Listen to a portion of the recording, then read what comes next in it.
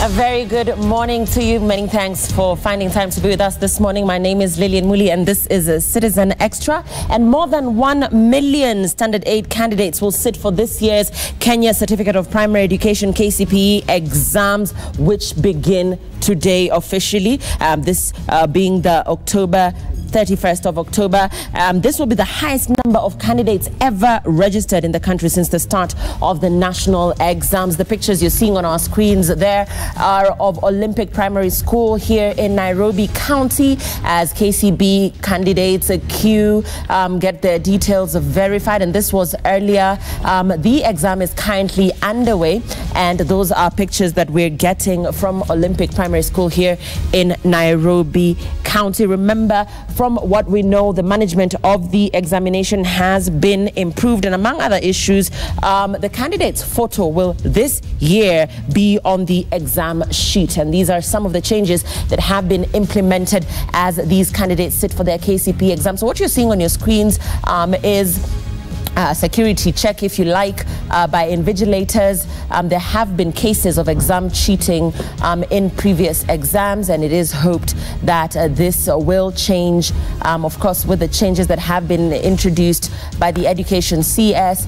And this is Olympic Primary School here in Nyeri County. These were pictures that were taken earlier today. The exam is currently underway, and students are currently sitting their first paper. We wish them all the very best as they sit their final exams. That is their Standard 8 exams. That's the Kenya Certificate of Primary Education exam. We are crossing over to Nyeri County, where Martin Munene is on standby. Let's take a look at how things are unfolding there as regards the KCPE exams. Good morning, Martin Munene. Turbulent political times for us, but indeed we are glad to report that candidates across the country will sit their KCPE exams starting today. What's happening? A very good morning to you, Lillian. Like you said, the politicking, despite the politicking or what has been going on in the political scene, we are at the Moi complex in Nyeri County, where the exam has actually started.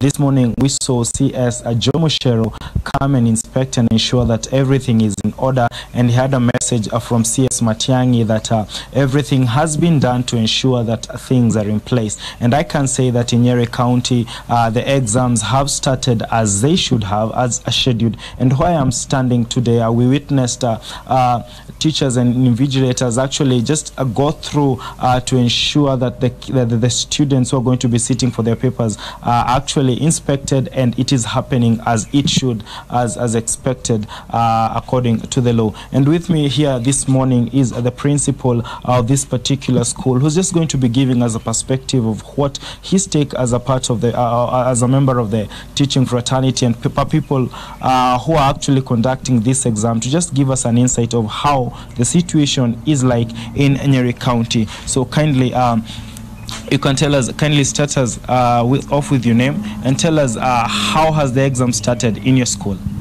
Yeah, I'm Mwangi Vincent, the principal Moi Nyeri complex. This morning we started the mathematics paper as scheduled, and it is on.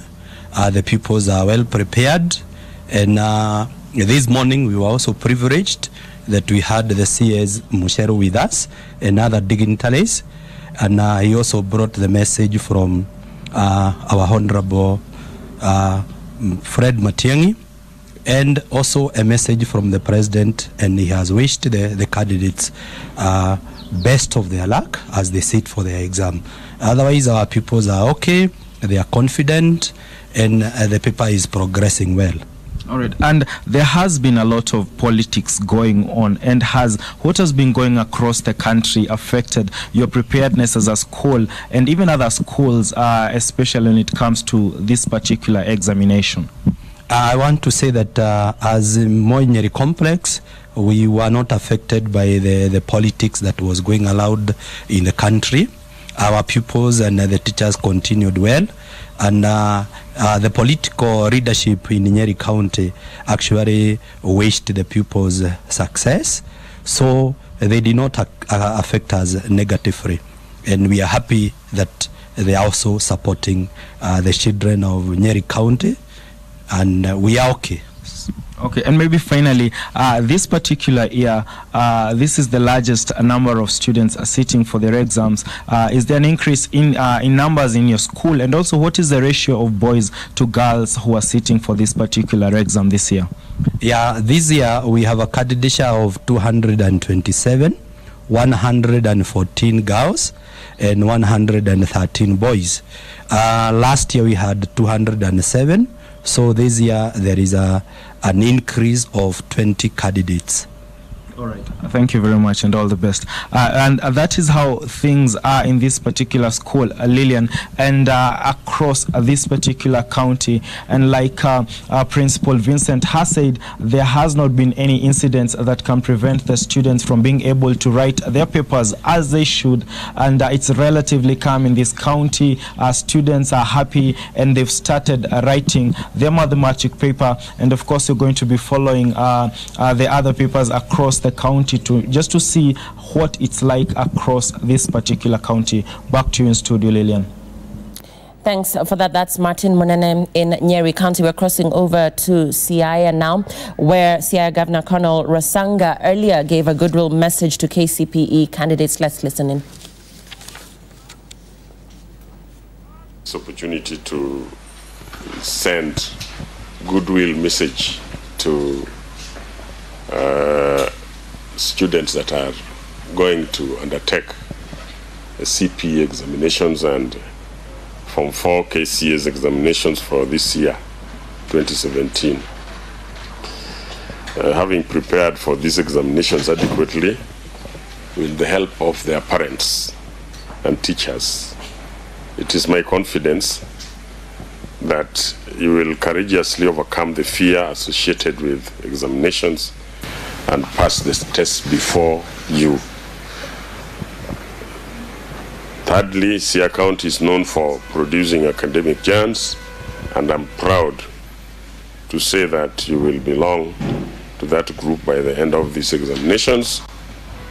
We have consistently shown excellent performance in the past by rising above all the other counties in our region and countrywide. It is my hope that this will be no exception. My government will immediately support the best performing among you through bursaries and other initiatives to ensure you continuously proceed with your academic pursuits to the top. During this week and the following days, the election petition challenging my recent win in the August 8th, 2017 elections will also be heard at the Siaya High Court. I encourage members of the public, especially my supporters, to exercise restraint as the due process of law takes its course. I'm confident that our August 8th, 2017 victory will easily be confirmed by the courts quickly enough to enable us continue to a new level of county development. That's earlier when Siaya Governor Colonel Rasanga gave a goodwill message to KCPE candidates, not only in his county, but across the country. With me in studio, remember a historic moment for Kenya yesterday when President Uhuru Kenyatta was handed the certificate, the presidential declaration certificate, after garnering 98% of the vote in the repeat presidential election that was held on the 26th of October. Uhuru Kenyatta garnering 98% of the vote. Of course, Raila Odinga's withdrawal from this presidential contest, handing Uhuru Kenyatta a landslide victory in which, like I said, he took 98% of the vote. And to help us discuss events of the last 60 days and indeed the next 5 years, with me in studio is Steve Ogola. He's a lawyer. With us also this morning is Dan Manzo, Member of Parliament of Makueni and also a lawyer. We're also joined by Mithuka Linturi, who is Senator Meru, and Janet Muthoni Ouko, Director Elimu Yetu Coalition. Thank you very much for being with us this morning. We're going to get into our discussion very shortly, but before that, still taking a spot check on the KCPE examinations that kicked off today countrywide. Let's cross over to Kisumu County, where Laura Achieng is on standby. Remember, in the just concluded repeat presidential election, Kisumu County is one of the regions or the counties where this exercise did not take place, citing security concerns, of course, from the IEBC. Let's take a look at whether this political climate has affected, if at all, the exam preparations in this county. Laura, good morning. Yes, good morning, Lillian, and we are at Karapul Primary School, which was a polling station, or rather supposed to be used as a polling station during the repeat poll. And earlier on, we were speaking to the Governor, Colonel Amoth Rasanga, who was wishing the candidates good tidings in the exams, and that was earlier in the morning before he proceeded to the Siaya Law Court. So, of course, he's going in for the case filed against him by Nicholas Gumbo, challenging his win during the August 8th polls. And here in this school, it's some sense of tranquility is here. We understand that the exams, the English paper, the mathematics paper rather, had kicked off at around 8:35 in the morning. All the 195 students in this school, in that particular class 8 class, are sitting for their paper right now. Of course, we understand from the head teacher that the papers had made their way to this place at around 7:30 in the morning in a smooth process, and so far so good. According to what the head teacher says, it's all systems go. The security, they have one security personnel in this area who's basically just manning the security of those students. Now, as earlier on, we were speaking to the governor as well. He was urging local residents to try and cooperate, especially with the NEC officials and everybody involved in the dispatch of papers, to make sure that the students have a favorable environment in which they're sitting their exam, so that, as you know, the political temperatures had really hit this place quite high, with the county that actually registered nil results during the just concluded repeat presidential poll. So there is some sort of tension, everybody waiting for what Raila Odinga is going to say this morning. And right now, they're just enthusiastic and hopeful that security will be beefed up enough so that they complete their papers for today and, of course, all through until Thursday. Right now, in the schools around Nyeri County, exams have kicked off. Everything's right now is so far so good, Lillian. Thanks for that. That's Laura in Kisumu County. We are looking at the situation across the country as candidates sit their KCPE examination starting today. Once again, we wish them all the very best. And we will be taking a look at how this exercise kicked off across the country. Remember, more than 1 million Standard 8 candidates will sit for this year's KCPE examinations. And earlier, Education CS Fred Matiang'i was in Bomet, and these are the images that we have from earlier in the day as he opened that container there that's containing the exam papers. This is Bomet, and this is earlier in the day. Of course, security very tight there, just to ensure that there is no leakage of these exam papers. And these were pictures that were taken earlier in the day. Remember, there are new regulations that have been implemented to ensure that this time round we do not have incidents of exam cheating and irregularities. And this is the Education CS earlier on in the day in Bomet County, just making sure that this exercise kicks off seamlessly in that part of the country. Those were pictures that were taken on earlier in the day.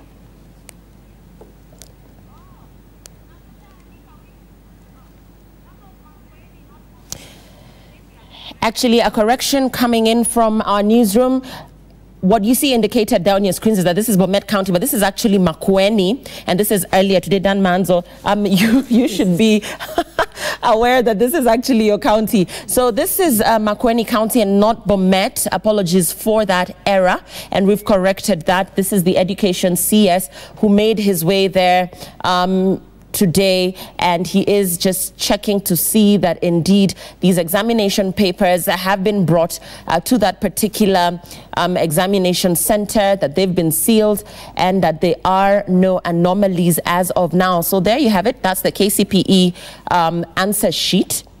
Remember, this time round, the picture of the candidates will appear on the answer sheet. And we'll be talking to Janet Muthoni Oko here in studio about the new measures that have been put in place to ensure that exam cheating is curbed this time round. Remember, a history of exam cheating in the country that has put into question the legitimacy and indeed the credibility of this exam over the years, and therefore we'll be looking into the measures that have been put into place to ensure that the exam is carried out transparently. And the Education CS spoke earlier, and we'll be listening in to that very shortly. Remember, this is the highest number of candidates that have been registered in the country since the start of the national exams. And those that will sit in this exam will be the beneficiaries of the free secondary school education under the Jubilee administration. And therefore, of course, I'm just looking forward to see how these candidates will perform in this year's exam, especially coming after a very turbulent political season. And we'll be looking at whether the political climate affected exam preparations across the country. Our spot check so far telling us that the political climate did not affect the preparations for the exams, that the exams will kick off in different parts of the country on schedule. And therefore, these images coming to you from Makueni County. Sylvia Chebet is in Bomet, and let's... Okay, Bomet seems to be coming up quite a bit. Sylvia Chebet is not in Bomet. She's in Makueni County. Let's take a look at what's happening there. Yes, Lillian, we are in Makueni, Wote sub-county in Makueni County. Yes, indeed, exams have been able to start on schedule. Cabinet Secretary Fred Matiang'i has just been in this school, and he assured us that all schools in the country are actually sitting there. The candidates are sitting the exams as was planned. He has received communication from county commissioners and other education officials that the exams have been able to, the children have been able to sit the exams as was planned. The political climate, as you rightly pointed out, has not affected the schedule as was feared, because while the election date,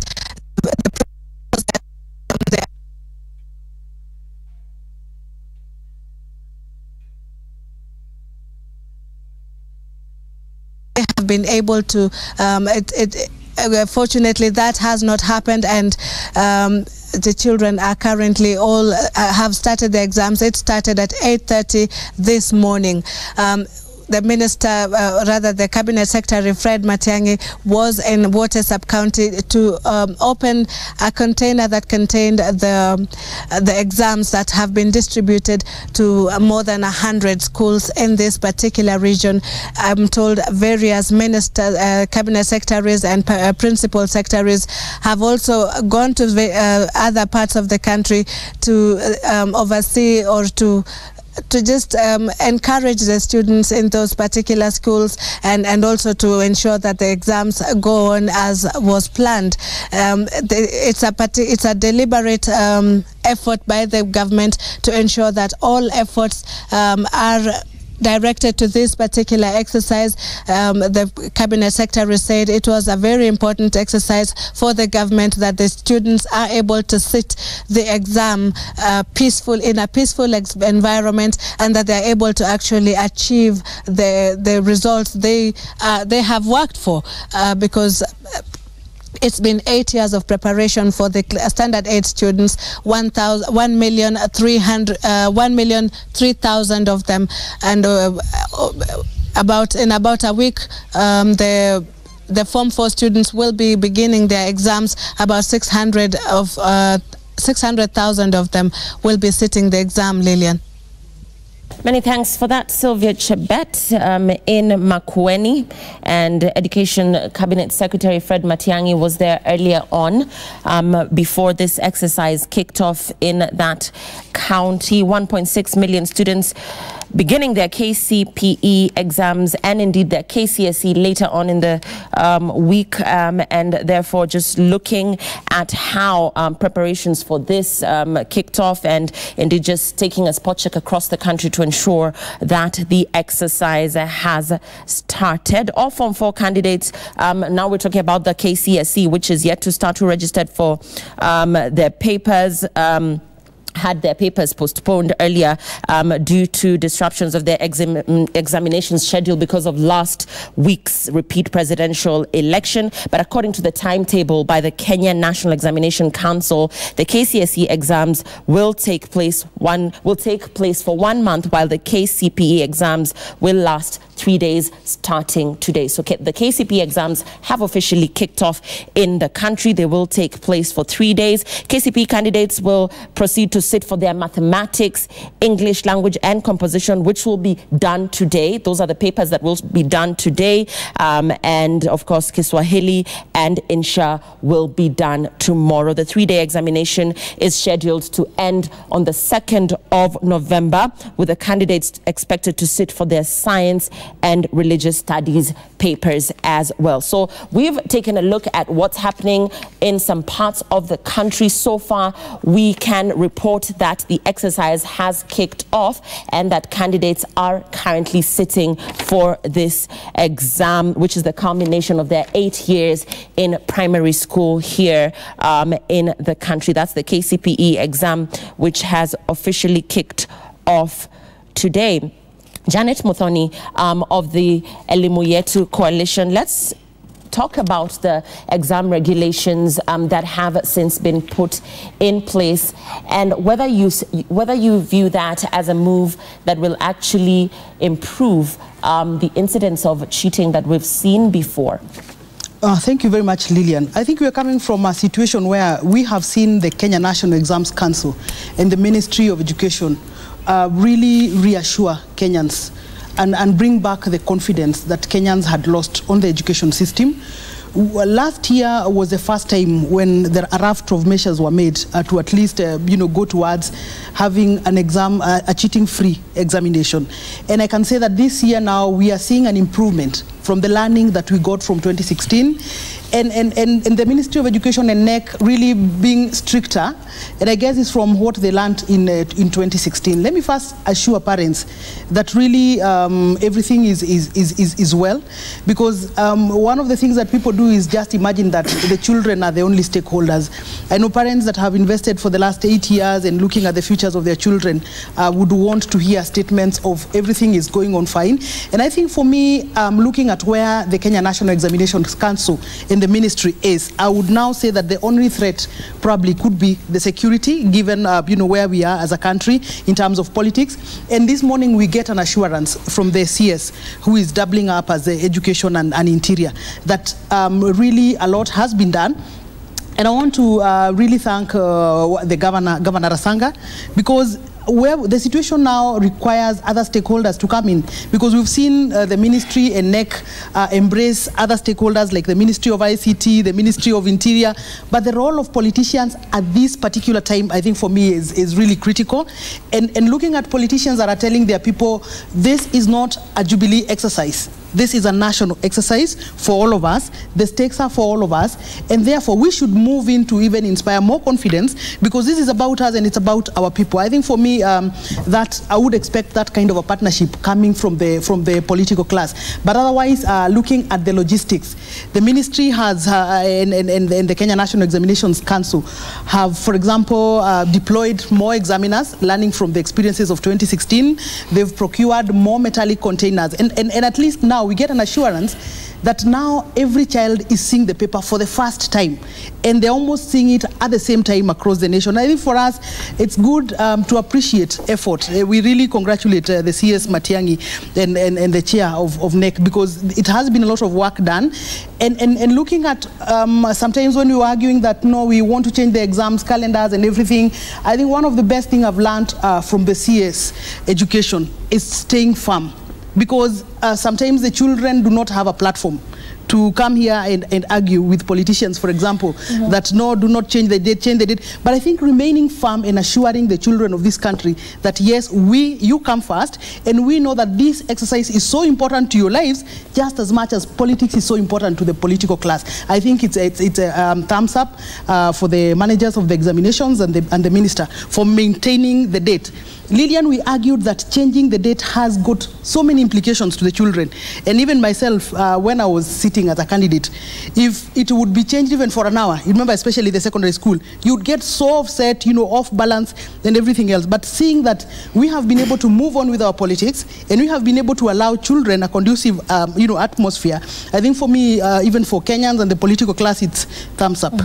We're going to be having discussions around this political season very shortly, but before that, let's listen in to Education CS Fred Matiang'i earlier in the day in Makueni County.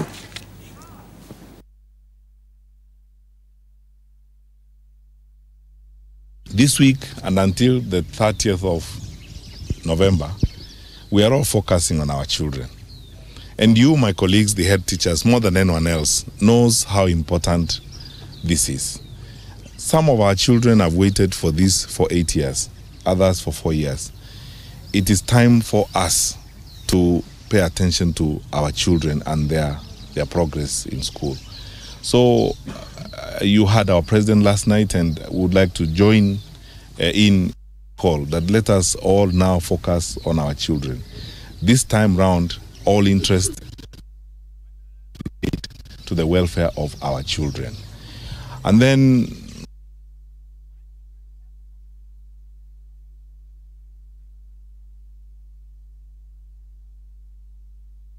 we'll be playing that clip for you once again. We apologize for that poor signal, but taking you back to yesterday, a historic moment here in Kenya when President Uhuru Kenyatta was handed the certificate by the IEBC after garnering 98% of the vote.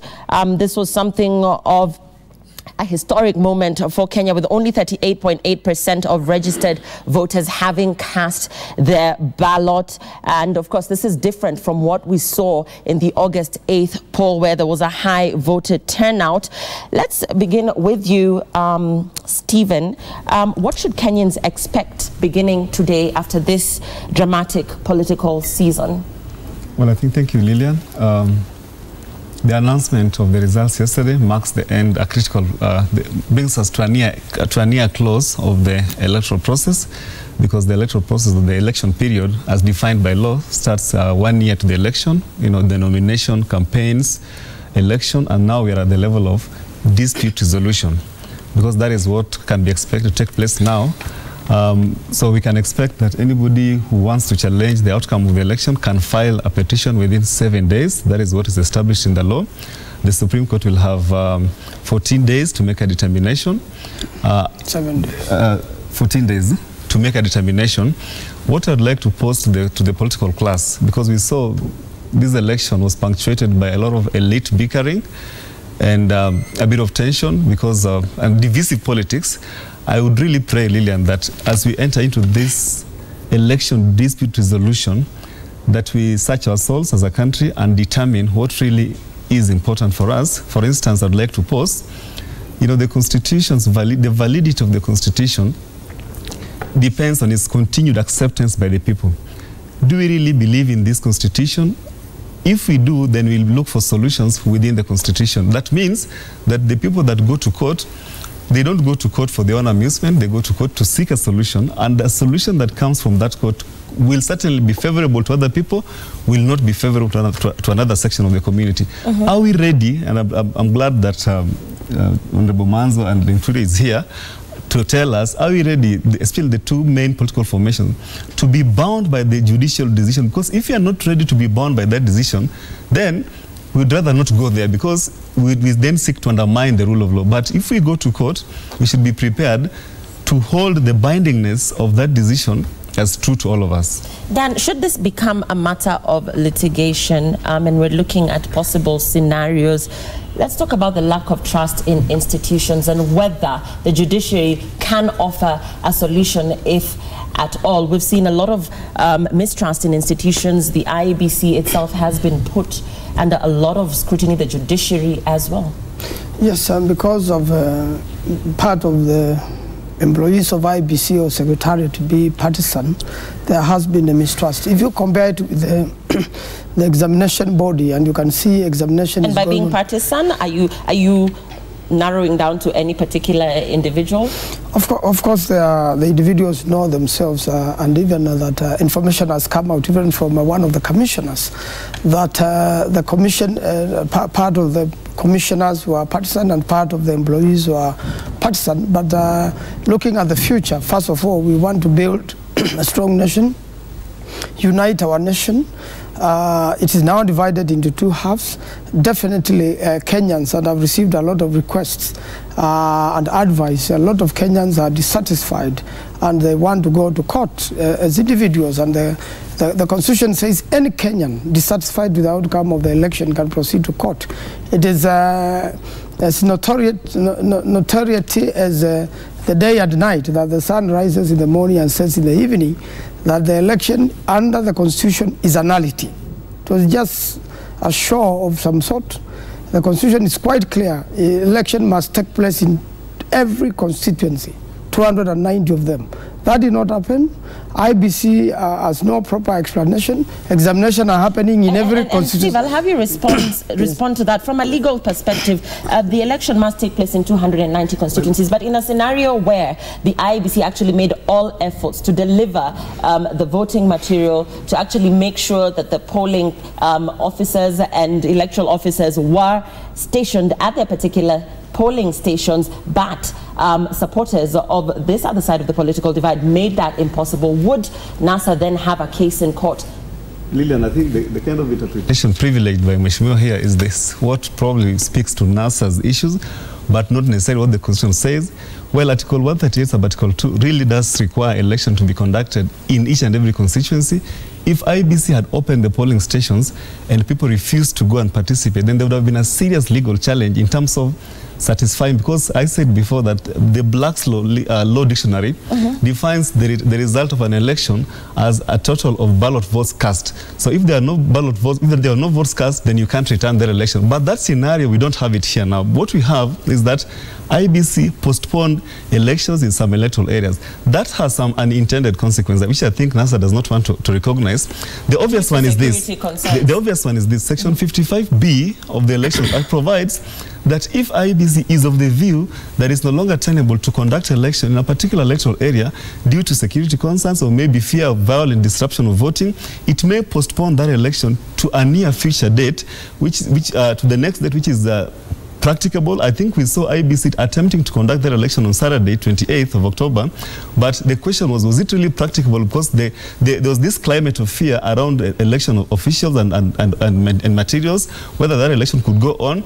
That election did not go on. The second limb of that argument, which Mr. is now conveniently suppressing, the thing is this: IBC is well placed within the law to assess if the results that are already received would be altered in a significant way by the votes that have not, by the areas that have not voted. Right. And if their view that outcome would not be affected, then in law IBC is well placed in terms of declaring the result. So the question of the 290 constituencies would have only remained valid if IBC opened the polling stations, people did not go to vote, and therefore there was nothing to return. But when there's a postponement of election, the law allows IBC to declare that election, the election result.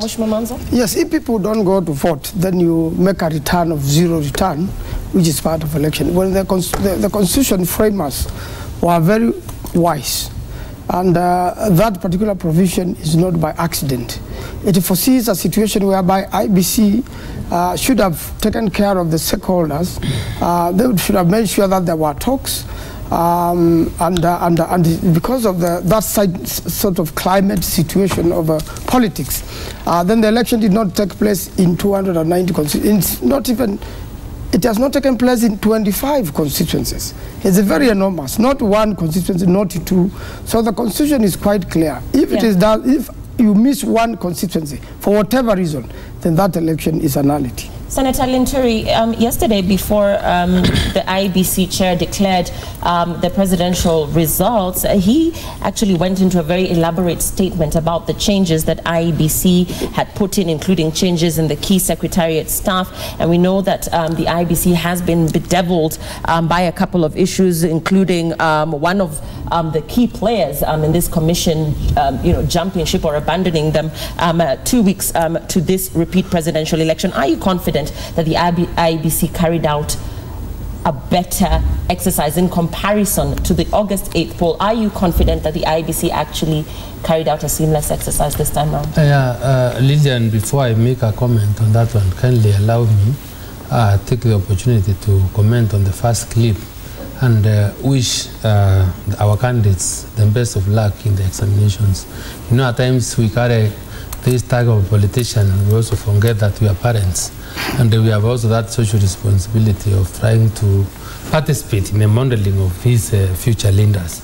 So for that matter, I want to associate myself with any other parent or anybody else that as a candidate sitting for any exam and wishing the best, and say very clearly that on Sunday I personally am to travel to my constituency where I have a patron. I'm a patron of a school called Amamba Primary School, and it's the best school in the county of Meru, best public school. And then to sit down, talk to them in church, pray with them, and encourage them and assure them of peace during this period. So I take education passionately because I believe that is the only key that can guarantee the poor and the rich fairness in terms of access to resources and other things in the future.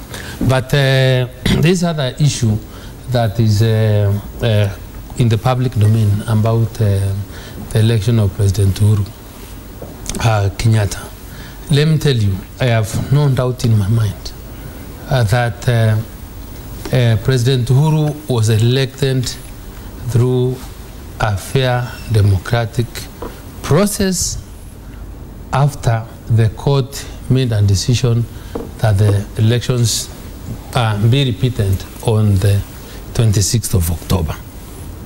And to me is hypocritical for the NASA team and its leaders to continually try to create a narrative that the elections were not done in accordance with the law. And my answer may try to feign some ignorance deliberately, but he knows very well that when these people decided not to participate in an election, then they should have been intended to live with the consequences. We cannot have people petition the election of a president, get the honors they so deserved in the court, in the Supreme Court, and then decide to not to adhere or to selectively take a portion of the judgment that they think is best for them at that particular time. So the elections were done. I participated in the election because I have a civic duty to ensure that I participate in the election of a president. But let me say this. The kind of a situation that I saw or I read of in Nyanza, Omambe, Siaya, and Kisumu. This aspect of leaders trying to mobilize a country or to mobilize its people to break the law is something that we really need to address. Right, and talking about breaking the law, the IEBC chair actually talked about perennial electioneering season problems. Every time there's a general election, that has been the historic situation in this country. Perennially, we see the electioneering period, having the same character. And he spoke of which way forward when you see an electorate that does not trust institutions that have been given the mandate to carry out these particular processes. He talked of the way forward, and you're talking about politicians actually dictating the way forward as regards voting choices, as regards voter behavior. And therefore, going to Wafula Chebukati's statement yesterday of this not just being a Wafula Chebukati issue or an IEBC issue this time round, but being a perennial problem that we've experienced in this nation. First, let me say that we are the people that create problems for this country. The common man in our villages does not have a problem at all. But when you look at the culture and the behavior and conduct of our politicians, is what brings serious problems. And to address this problem, we must really pray that there must be change of attitude by our politicians. We must agree that whenever elections are called, we participate in an election knowing that there will be losers and there will be winners. And we must be democratic enough to appreciate when you lose in an election, then you must soldier on and wait for another time. So in the problem, the other major problem we find is that unless an election is won by a particular person, then that election will never be democratic. This is the problem we're having. People must be willing to embrace democracy in the sense that the winners or the majority will always have their way, the minority will always have their say. And this is very basic.